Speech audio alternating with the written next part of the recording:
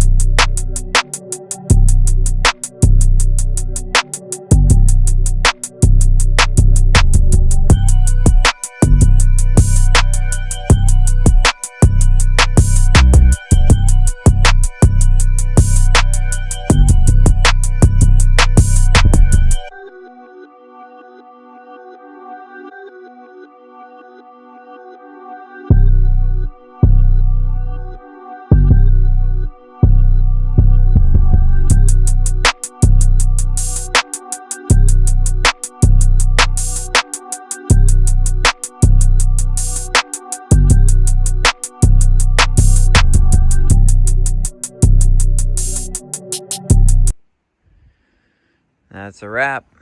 Got the wheels on. Sitting pretty again. Oh man, looks so much better without the stocks. They're a little bit of a bear to put on, as you guys will see in the, I'm sure you'll seen in the time lapse there. Had to kind of fight them on there. They're pretty heavy, so it's kind of tough for one guy to wrestle them on there, but got them on, all torqued up, good to go. I did a two-step correction on them, and then I ceramic coated the inside and the outside with the G-Technic wheel armor ceramic.